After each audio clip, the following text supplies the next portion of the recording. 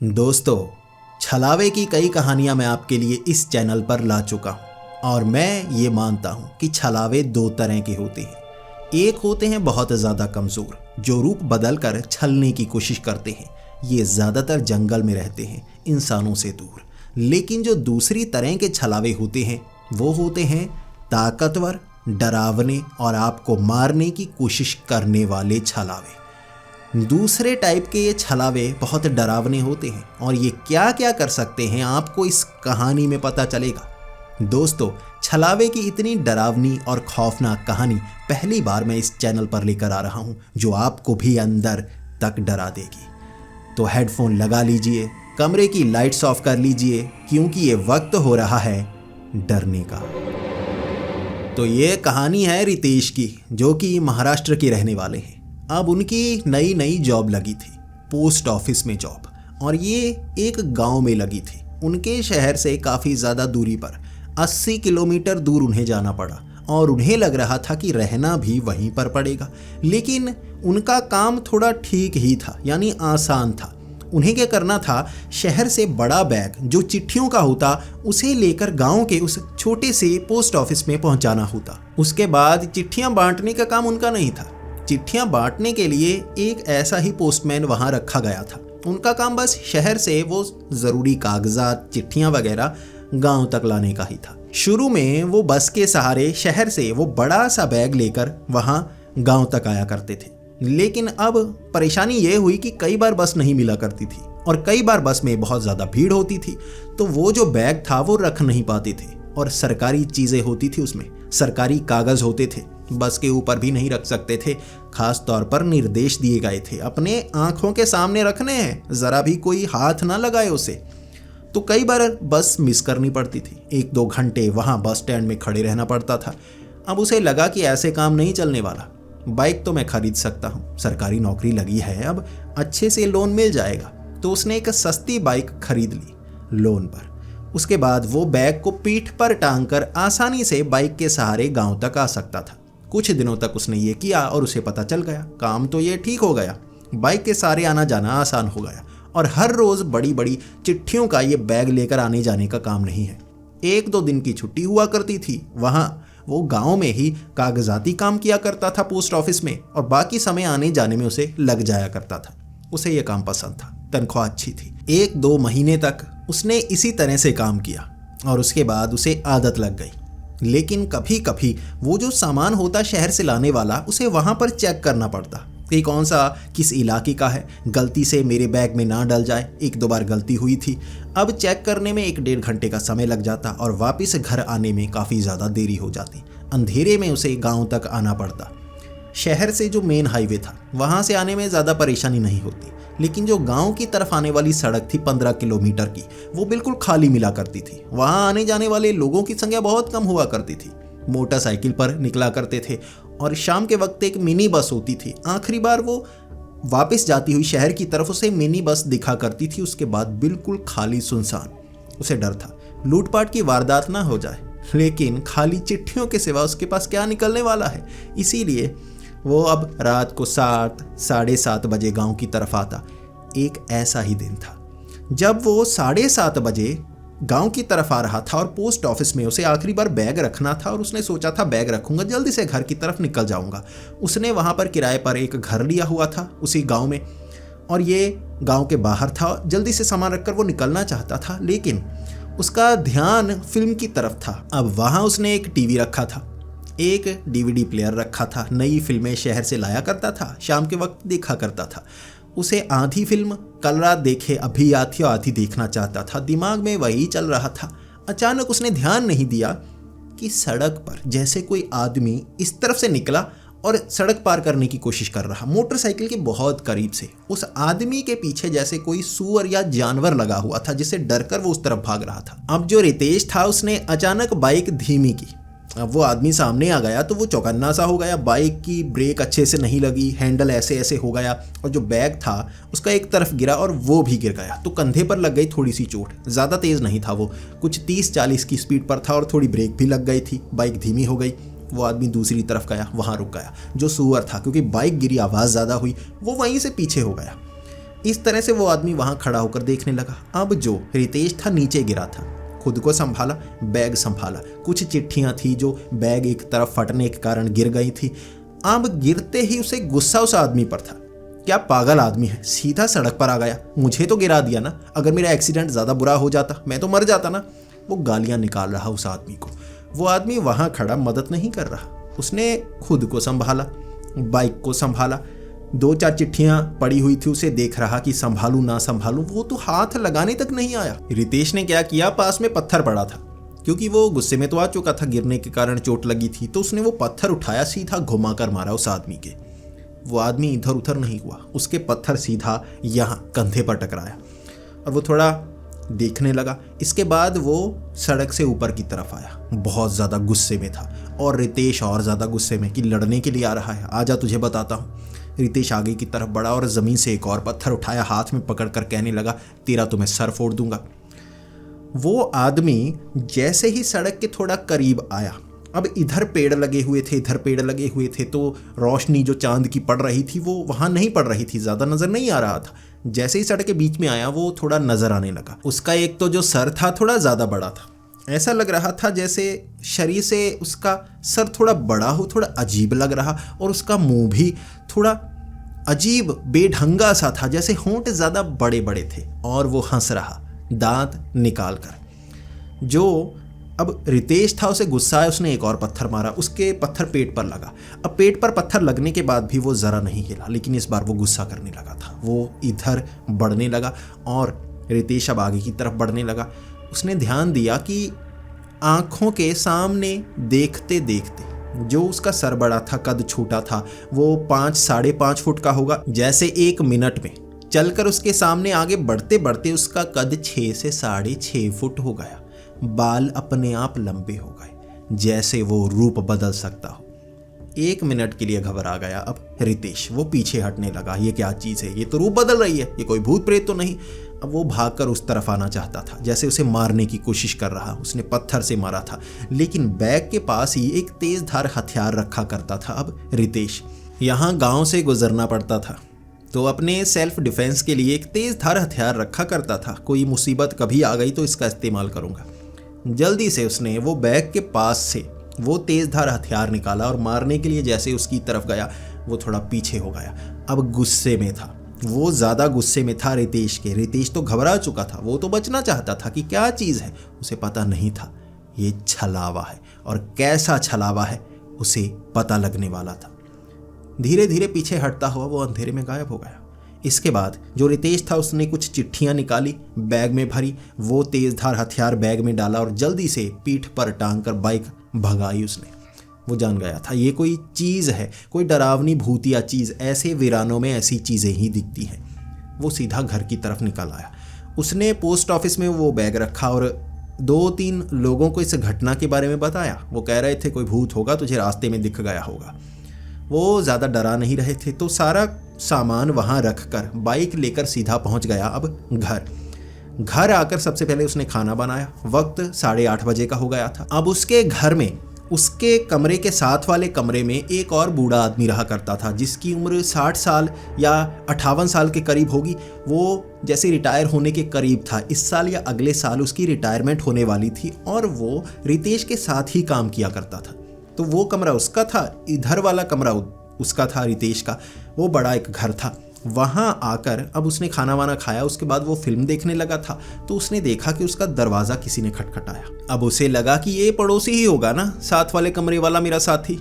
उसने जैसे ही दरवाज़ा खोला, ये वही था बूढ़ा आदमी, उसके सामने खड़ा, हाथ में एक पतीला लिए, और ये कह रहा था कि मुझे दूध चाहिए। तो जो रितेश था ये एक पल के लिए थोड़ा सोचने लगा, क्या हुआ, दूध खत्म हो गया? अरे तुम तो खुद मेरे लिए लेकर आते हो, तुम्हारा दूध कैसे खत्म हो गया? अब वो ज़्यादा और कुछ नहीं बोला, बस पतीला दिखाकर दोबारा कहने लगा कि मुझे दूध चाहिए। जो रितेश था उसे लगा इसे मदद चाहिए होगी। जैसे ही रितेश घर के अंदर गया, अब दूध उसने फ्रिज में रखा था वो निकाला, एक बड़ी सी बोतल में डाला, उसके बाद लेकर आने लगा। जैसे ही लेकर दरवाजे पर आया, दरवाज़ा खुला था। अब उसका जो पड़ोसी वहाँ मौजूद नहीं था। रितेश देखने लगा कि कहाँ गया, इधर देखा उधर देखा, मौजूद नहीं है, तो अपने घर चला गया होगा ना, साथ ही तो कमरा है, जाकर देखता हूँ। तो वो गया, दरवाज़ा खुला नहीं था, अंदर से बंद था। उसने दरवाज़ा खटखटाया। जैसे ही उसके पड़ोसी ने खोला तो रितेश कहने लगा, ये लीजिए अंकल, ये लीजिए दूध। वो कहने लगा, दूध? मुझे दूध नहीं चाहिए, क्या हुआ, तेरा खराब हो गया? उसने कहा, नहीं, आप मांगने के लिए आए थे। उसके वो पड़ोसी ने कहा, मैं मांगने के लिए आऊँगा? मैं तो खुद तुझे देता हूँ ना, तो मैं मांगने के लिए क्यों आऊँगा? रितेश सोच में पड़ गया, आप ही तो मांगने आए थे। उसे कुछ समझ में नहीं आया। इसके बाद उसके वो साथी ने कहा कि मैं मांगने नहीं आया, तुझे भ्रम हुआ होगा यार, तू सपने में होगा, सो गया होगा, चोट लगी है, तेरे सर पे लगी तो पागल हो गया। ऐसे मजाक किया करते थे। उसने मजाक किया और रितेश आ गया वापस। अब अपने कमरे में रितेश सोचे जा रहा कि ये क्या चीज़ हुई। आया तो वही था, बिल्कुल वैसा ही था, लेकिन अब मान नहीं रहा, मजाक कर रहा होगा। उसे लगा ये मजाक कर रहा होगा, मेरे साथ प्रैंक किया। मैं पहले से समझ गया था, ये खुद दूध देता है तो मुझसे मांगने के लिए क्यों आया। वो बेड पर लेट गया, दोबारा लगा लिया टीवी। इसके बाद दोबारा दरवाज़ा खटखटाया गया। उसने दोबारा दरवाज़ा खोला तो दरवाजे पर वही जो उसका साथी था खड़ा था और कह रहा था, यार दाल चाहिए, मुझे बनाने के लिए कुछ चीज़ चाहिए, सब्जी मौजूद नहीं है तो दाल दे दे, काले वाली। अब रितेश जवाब देने लगा, क्या मजाक कर रहे हैं ना, फिर से प्रैंक करने आए हैं? उसने कहा, नहीं, सच में चाहिए, मैं तुझसे कुछ मांग रहा हूँ, तू देगा नहीं, तू ऐसा बन गया है। अब वो इतना सीरियस होकर कह रहा था तो रितेश को लगा कि यकीन नहीं हो रहा, चलो कोई बात नहीं, देता। वो पीछे मुड़कर देखता देखता किचन में गया। जैसे ही किचन में उसने डिब्बे को हाथ लगाया, एक बार पीछे मुड़कर देखा, वो थोड़ा दरवाजे के अंदर था, अब वहाँ नहीं था, वो जैसे पीछे हो गया। उसने डिब्बा वो दाल वाला उठाया, जल्दी से दरवाजे पर आया, वो आदमी वहाँ मौजूद नहीं। जल्दी से वो डिब्बा लेकर साथ में दरवाज़ा खटखटा कर कहने लगा कि आप अंदर ही हैं, आप ही आए थे ना। जैसे ही वो उसका पड़ोसी वो साथी बाहर निकला, कहने लगा, मैं नहीं था। अब रितेश कहने लगा, मजाक बहुत ज़्यादा कर रहे हैं, देखो दोबारा दरवाज़ा खटखटाया, मैं खोलने वाला नहीं हूँ। उसके साथी ने कहा, मैं तो आया ही नहीं, तू पागल तो नहीं हो गया, अब बार बार मुझे परेशान क्यों कर रहा है। जो रितेश का साथी था उसे लग रहा था ये मेरे साथ प्रैंक कर रहा है कोई, क्योंकि इसके साथ कोई भूतिया घटना हुई है ना, ये जानबूझकर मुझे डराने की कोशिश कर रहा है। और उसे लग रहा था वहाँ जो हुआ है ना वो भी भूतिया घटना नहीं थी, इसने बनाई है, जैसे आज बना रहा है कि तू आया है मेरे पास। उसके वो पड़ोसी ने कहा, चला जा यार, मत परेशान कर, अभी अभी खाना खा के हटा हूँ, अभी मुझे नींद लेने दे, आज काम बहुत ज़्यादा था। रितेश वापस आ गया। अब रितेश को लग रहा कि ये जानबूझकर प्रैंक कर रहा है। दोनों को एक दूसरे पर शक हो गया था। इसके बाद रितेश 11 बजे तक घर में था, दोबारा दरवाज़ा नहीं खटखटाया गया। अब 11 बजे किसी ने खिड़की खटखटाई। खिड़की दूसरी तरफ जो सड़क थी वहाँ खिड़की थी। 2 बार खिड़की खटखटाई। पहले तो वो घबरा गया, अब आज घटना ऐसी हुई थी, वो घबरा कर उठा कि आवाज़ कहाँ से आई। दूसरी बार जब खिड़की पर किसी ने ठक ठक की आवाज़ की, उसे लगा ये खिड़की कौन खटखटा रहा है, कोई चोर वोर तो नहीं, कोई भूत वूत तो नहीं। इसीलिए उसने धीरे से वो खिड़की खोली। जैसे ही खिड़की खोली, सामने सड़क पर एक लड़की खड़ी थी। ये वही लड़की थी जो पोस्ट ऑफिस में अब सफाई करने सुबह सुबह आया करती थी। वो दिखने में ठीक ठाक थी और वो रितेश को थोड़ा पसंद भी करती थी, मुस्कुरा कर देखा करती थी। अब यहाँ वो सड़क पर खड़ी रितेश को इशारे कर रही। अब वो रितेश को इशारे कर रही थी, आजा। और रितेश को लगा ये रात को मुझे क्यों बुला रही है, इसके इरादे सही नहीं लगते। अब ये गांव है। अब उसे ये भी पक्का नहीं था कि वो पसंद करती भी है या नहीं, लेकिन वो रितेश से अच्छे से बात किया करती थी। और जब रितेश काम पर 9 बजे पहुंचता था, उसकी सफाई वाला काम खत्म हो जाया करता था, वो वापस जा रही होती, वो सुबह सुबह काम किया करती थी। अब रितेश को लग रहा है यार ये बुला रही है, क्यों बुला रही है, इरादे इसके गलत हैं, लेकिन हो सकता है ये मुझे फंसाने की कोशिश कर रही हो। भाई मैं बाहर जाऊं, मुझे लूट ले, फिर क्या होगा। अगर मैं बाहर जाऊं, कोई इसके साथ ही इसका बाप वाप खड़ा हो, मुझ पर इल्ज़ाम लगाएंगे और ये तो यहीं शादी कर देंगे अगली सुबह, तो मैं नहीं जाने वाला। यह फंसाने वाली काफ़ी चालू लड़की लगती है। अब वो इशारे कर रही, लेकिन जो रितेश था उसने खिड़की बंद की और कहा मैं नहीं आने वाला। ये कहकर वो बेड पर लेट गया। 2-3 बार और खिड़की खटखटाई, उसने खोली। अब लड़की सामने खड़ी थी। रितेश कहने लगा क्या चाहिए, अब करीब से बात कर रहा। उसने कहा 1 मिनट का छोटा सा काम है, जल्दी से आ जाओ। रितेश कहने लगा नहीं, रात को कौन सा काम है, सुबह करूंगा। उस लड़की ने कहा बस छोटा सा काम है, जल्दी आ जाओ। रितेश को लगा देखो ऐसे नोटी बनने की जरूरत नहीं, अगर कोई भी काम है सुबह सबके सामने कहना, अकेले में मैं नहीं आने वाला। वो थोड़ा सा डरपोक भी था कि यहाँ कोई गड़बड़ हुई ना वो बुरा फंसेगा, नया नया तो काम मिला है। खिड़की बंद की और कहा भाग जा यहाँ से। ये कहकर वो दोबारा बेड पर लेट गया। अब अगले दिन गया वो पोस्ट ऑफिस काम करने के लिए। आज ऑफिस वर्क होने वाला था। ऑफिस में सुबह सुबह जब वो पहुंचा, वो लड़की मुस्कुरा रही थी। अभी सफाई जो साथ वाले कमरा जो स्टोर बना हुआ था उसकी कर रही थी। तो वहाँ पर अब रितेश पूछने लगा रात को क्यों आई थी। वो अकेले में पूछ रहा था ताकि किसी को सुनाई ना दे कि लड़की की इज्जत भी है, पता नहीं मुझ पर लट्टू हो इसीलिए आ रही हो, तो किसी को सुनाई ना दे ऐसे बात करता हूँ। रितेश ने अब वहाँ उससे पूछा रात को क्यों आई थी, इशारे क्यों कर रही थी। वो लड़की खड़ी हो गई। मैं ऐसी लगती हूँ, आपको इशारे क्यों करूँगी, आप ज़बान संभाल कर बात कीजिए। अब इससे रितेश गुस्सा होने लगा। मैं ज़बान संभालूं, तू मुझे परेशान कर रही थी, तेरे इरादे क्या हैं। मैं तुझे बचाने के लिए धीरे बात कर रहा हूँ, तू आवाज़ ऊंची कर रही है। दोनों में होने लगा झगड़ा। वहाँ साथी इकट्ठा हो गए। इसके बाद वो आदमी जो उसके पड़ोस में रहता था, साथ वाले कमरे वाला, वो भी वहाँ आ गया। वो कह रहा क्या हुआ तुझे। तो रितेश कह रहा रात को इशारे कर रही थी मुझे, और मुझे पता है किस लिए बुला रही थी, ये मुझे बदनाम करना चाहती है, मुझ पर लट्टू है, मेरे पीछे पड़ी है। अब वो लड़की ने चांटा घुमा कर दिया रितेश के, सबके सामने सब चुप। वो लड़की रोती हुई गई कि मैं यहाँ नहीं काम करने वाली, यहाँ ज़्यादातर लड़के गंदी नज़र से मुझे देखते हैं और ये तो सबसे ज़्यादा बेशर्म है। रितेश को समझ नहीं आ रहा। रितेश को लगा ये चालू थी, अब पकड़ी गई ना, जानबूझकर बदलने की कोशिश कर रही है। रात को इस पर ज़्यादा जवानी चढ़ी थी जो मुझे बुला रही थी, अब पलट चुकी है। ज़रूर ये वही चीज़ करना चाहती थी और जानबूझकर मुझे फंसा कर शादी के लिए मजबूर करती। इस तरह का इसका कोई चक्कर होने वाला था। रितेश समझ गया। उसका साथी कह रहा यार तू रात को पागल तो नहीं हो जाता, तू मुझे भी कह रहा था कि मैं आ रहा था, अब मैं तो तेरे पास आया भी नहीं था। रितेश उससे भी झगड़ा करने लगा। यार तुम सब मिलकर मुझे पागल बना रहे हो, सभी के सभी ये गांव में ना मुझे पागल बना रहे हैं। उससे भी झगड़ा हुआ कि उसने रात को मुझे परेशान किया। अगले रात 8 बजे उससे तो झगड़ा हो चुका था। अब कह दिया था कि मेरे कमरे में मत आना कुछ मांगने के लिए, दूध मैं खुद ही डेयरी से ले आया करूँगा। उससे झगड़ा हो चुका था। रात को अब रितेश अपने कमरे में बैठा हुआ था। अब रितेश पीछे टीवी चला रहा, तब उसे खुसर फुसर की आवाज़ आने लगी, जैसे कोई बाहर से बोल रहा हो खिड़की के पास। उसने टीवी की आवाज़ थोड़ी कम की, खिड़की के पास कान लगाकर सुना। बाहर से आवाज़ें आ रही थी। जब ये सो रहा होगा ना, अंदर से कुंडी खोलने के लिए तरीका अपनाएंगे। ये कोई जैसे बाहर 2-3 लोग हों ऐसे बातें कर रहे। वो सुन रहा ये कौन है, तो बाहर से ऐसी आवाज़ें आ रही कि जब ये सो रहा होगा कुंडी खोलेंगे और ये जो जहर है ये इस रुमाल पर लगाकर इसके नाक पर लगा देंगे। ये सुबह उठेगा नहीं, मरा हुआ होगा और सारा सामान चुरा कर भाग जाएंगे। ऐसी बातें सुनने के बाद जो रितेश था उसके हाथ पांव फूल गए। उसे लगा कि मुझे मारने की प्लानिंग चल रही है। कौन है?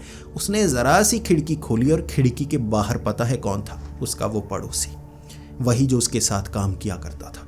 उससे लड़ाई भी हुई थी, ज़रूर बदला लेने के लिए आया है। उसे सिर्फ वो दिखा, बाकी लोग नहीं दिखे। वो थोड़ा पीछे दीवार के पीछे थे, वो उस तरफ बात करता हुआ दिख गया।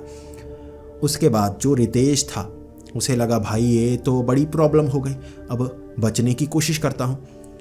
तब उसने क्या किया, अंदर से कुंडी वुंडी डंडे फंसू कर अच्छी तरह से ना घर को अंदर से लॉक कर लिया। बाहर से जैसे ही दरवाज़ा खटखटाने की आवाज़ आई उसने कह दिया मैं चीखना शुरू कर दूंगा, मुझे मारने की प्लानिंग चल रही है। बाहर से किसी ने कुछ नहीं बोला। खिड़की से 2-3 बार खटखटाया, दरवाजे पर खटखटाया, इसके बाद शांति। अब वो रात गुजार दी थी रितेश ने। अगली सुबह लड़ने के लिए सीधा पोस्ट ऑफिस में। अपने कुछ साथी थे जो अच्छे दोस्त बने थे, उन्हें कह दिया ऐसे मुझे मारने की कोशिश की। जैसे ही 9 बजे उसका साथी पोस्ट ऑफिस में पहुंचा। अब घर में उसने लड़ाई नहीं की कि मैं अकेला हूँ, कहीं वो सुबह सुबह मुझे मारने की कोशिश करेंगे। तो सुबह वो निकला था 7 बजे अपने दोस्तों के पास ताकि इकट्ठे करें। फिर 9 बजे पोस्ट ऑफिस पहुँचा। जैसे ही वो पहुँचा उसे पकड़कर उसे पीटने लगा कि तूने मारने की कोशिश की, रात को मैंने सुना तुमने दरवाज़ा खटखटाया, मुझे मारने की कोशिश की। और जो वो बूढ़ा आदमी था वो उस पर चढ़ने लगा कि ये पागल हो गया है, मैं इसे क्यों मारूंगा, मेरे पड़ोस में अगर मैं कोई जहर देकर इसे मारूंगा तो फंसेगा कौन, मैं ही तो फंसूंगा, खुद को क्यों फंसाऊंगा मैं, ये कह रहा था उसका वो पड़ोसी। और रितेश मान नहीं रहा। उसके साथी भी कह रहे यार सबूत तो कोई नहीं है, बस दरवाज़ा खटखटाया तूने खुद देखा। अब उसके जो साथी थे उन्हें भी रितेश पर यकीन नहीं हो रहा कि वो जो आदमी था पिछले 30 सालों से वहाँ पर काम करता था, स्वभाव अच्छा था। रितेश ने तो इल्ज़ाम लगा दिया कि लूटने के लिए मारने के लिए आया। झगड़ा इतना भी बड़ा नहीं हुआ था कि मार दे, तो बाकियों को यकीन नहीं। रितेश ने उसके साथ झगड़ा किया और उसने उस कमरे को छोड़ दिया। कहा मैं दूसरी तरफ जाने वाला हूँ, तेरे जैसे पागल के पास नहीं रहने वाला। रितेश अब अकेला था। अब रात को 8 बजे बारिश शुरू हो गई, बहुत ज़्यादा। अब बारिश ज़्यादा तेज़ थी। बाहर से आवाज़ आ रही। रितेश थोड़ा घबराया हुआ अंदर से डंडे वंडे फंसाए। उसे लग रहा था वो मुझे मारने के लिए आएगा, हो सकता है नुकसान पहुंचाने के लिए आए, हो सकता है बेवजह मुझे यहाँ से भगाने की कोशिश हो रही हो सकता है किसी अपने को उसने पोस्ट ऑफिस में लगवाना हो, मुझे डराकर भगाने की कोशिश कर रहा है। और जो भूतिया घटना उस सड़क पर हुई थी उसके बारे में एक्सप्लेनेशन उसके पास नहीं थी। अब जो रितेश था पड़ोसी उसका कोई नहीं था, वो जा चुका था घर में अकेला। आसपास के घर काफ़ी ज़्यादा दूर थे, बीच में खेत बने हुए थे, खाली प्लॉट थे। वो अकेला वहाँ घर को अंदर से बंद किए हुए। बारिश की आवाज़ इतनी ज़्यादा तेज़ थी कि दूर दूर तक अगर वो चीखता भी तो आवाज़ नहीं आती। इसके बाद पहले बार उसका दरवाज़ा खटखटाया गया 9 बजे। दरवाजे को इतनी ज़ोर से खटखटाया गया कि वो पहले तो डर गया कि बाहर कुछ लोग हैं, इतनी ज़ोर से खटखटाया है। वो दरवाजे के पास जाकर कहने लगा कौन है। वो पूछ रहा था, जानना चाहता था है कौन। जवाब नहीं आया। फिर से खटखटाया गया जैसे कोई चीज़ मारी गई हो। उसने फिर से पूछा, जवाब कोई नहीं। बाहर से एक तो बारिश की आवाज़ तेज़ थी। अब वो पूछता रहा, 2-3 बार और खटखटाया। एक तरफ की खिड़की को फंसाकर किसी तरह कुंडी से थोड़ा खोला ताकि मैं पता कर पाऊँ। खोलूँ नहीं क्योंकि कोई अंदर आ जाए, खिड़की की वो सलाखें खींचे वींचे, कई लोग होंगे तो मुश्किल हो जाएगी।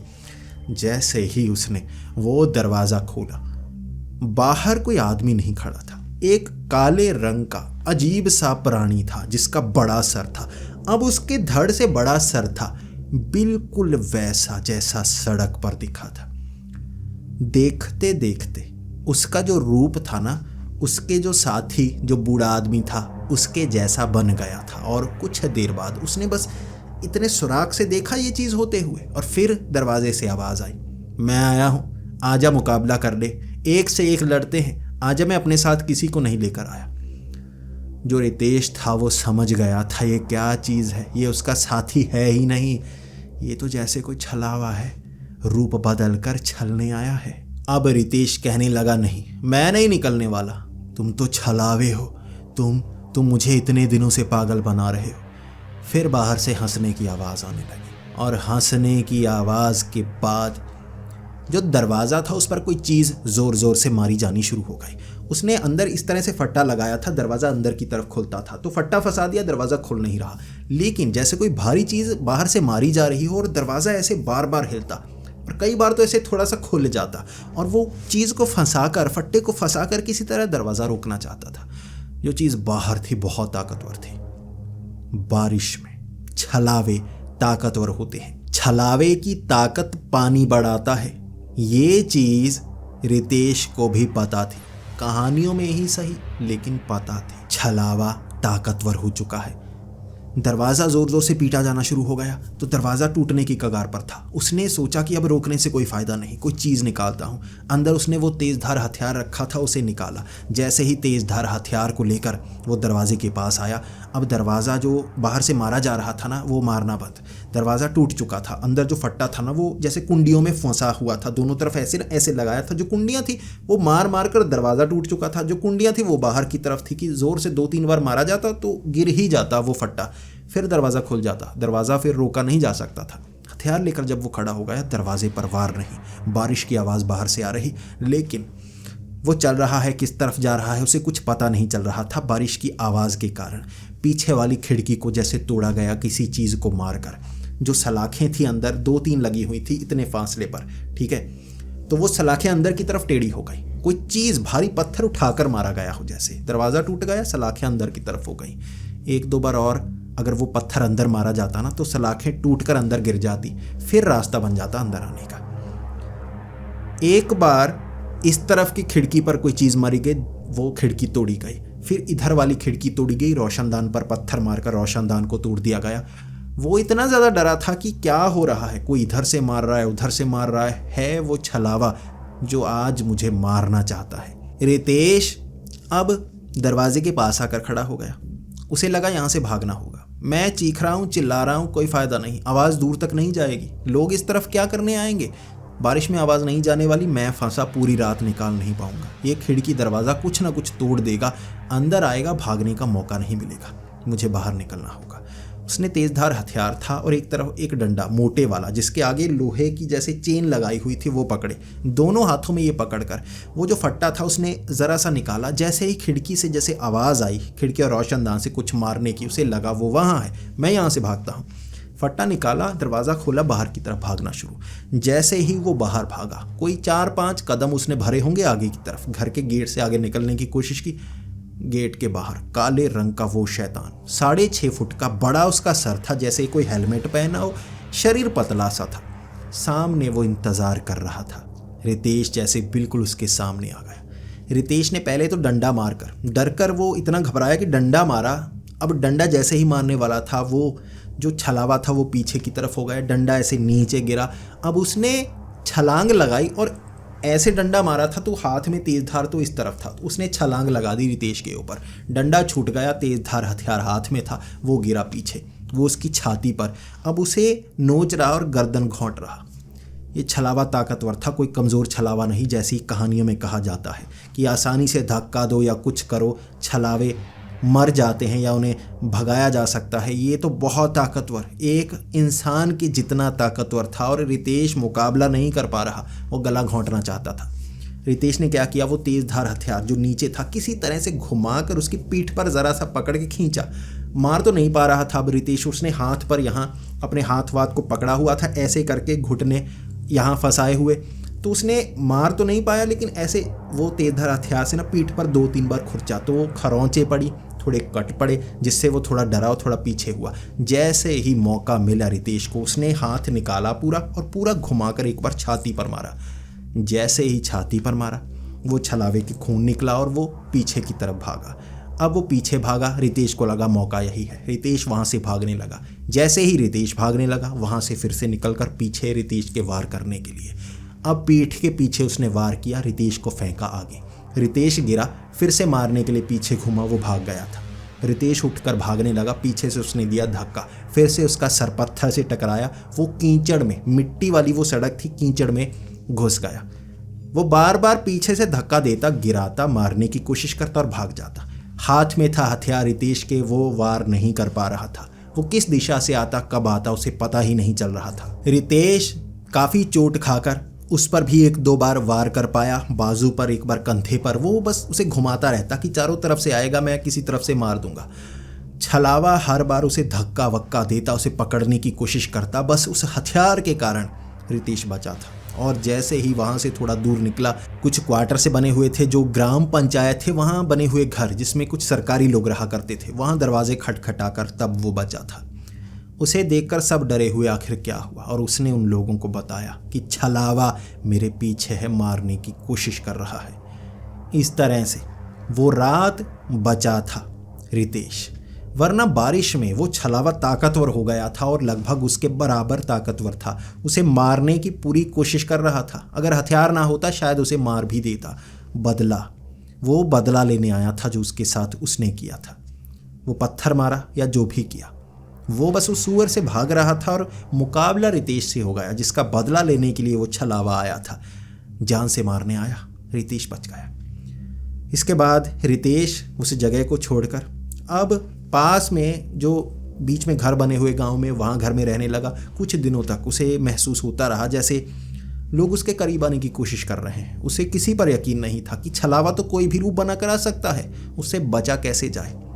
फिर उसने घर पर कोई झाड़ फूंक करवाई, जिसमें घर में कोई चीज़ें रखी जो छलावे को डराने के लिए होती हैं। कहते हैं कि धार्मिक चीज़ों से छलावे दूर भागते हैं, तो उसने घर में छोटा सा मंदिर बना लिया, बाहर कुछ नींबू टांग दिए, ऐसे धार्मिक पेंटिंग, कोई कैलेंडर थे वो घर के बाहर लगाए। इस तरह से वो बचने की कोशिश कर रहा था छलावे से, और उसके बाद उसका सामना छलावे से दोबारा नहीं हुआ। वहीं पर वो काम करने लगा। दिन के वक्त ही मोटरसाइकिल पर अब वो लेकर आता सामान को शहर से गाँव तक।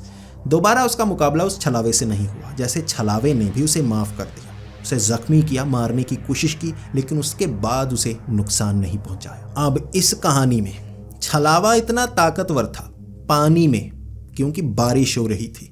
और मैं इससे पहले ज़्यादातर जो कहानियाँ लेकर आया हूँ उसमें छलावे कमज़ोर होते हैं और छलने की कोशिश करते हैं, सीधा वार नहीं कर सकते, इसीलिए तरकीब बनाते हैं नुकसान पहुँचाने के लिए। ये तो सीधा सीधा मारने पर उतारू हो गया था। इससे ज़्यादा डरावना छलावा शायद ही कभी किसी को मिले। तो दोस्तों, आपको ये कहानी कैसी लगी? अगर आपको ये कहानी पसंद आई हो तो इसे लाइक और शेयर ज़रूर करें, अपने सुझाव कमेंट्स में दें और इस वीडियो को लाइक ज़रूर करो यार, लाइक बढ़ाया करो, वीडियो रेकमेंड होती है। मैं अच्छी कहानियाँ तभी लेकर आता हूँ ना, और जितने ज़्यादा व्यूज़ आएंगे उतनी अच्छी बेहतरीन कहानियाँ आपके लिए लेकर आऊँगा। कहानियों का तो भंडार पड़ा है भाई, देखने वाले चाहिए, बस आप लाइक ज़रूर करना। ऐसी ही कहानियाँ सुनना अगर आपको पसंद है और हमारे इस चैनल को सब्सक्राइब नहीं किया तो इस चैनल को सब्सक्राइब कर लें। तो मिलते हैं अगली वीडियो में, तब तक के लिए डरते रहें।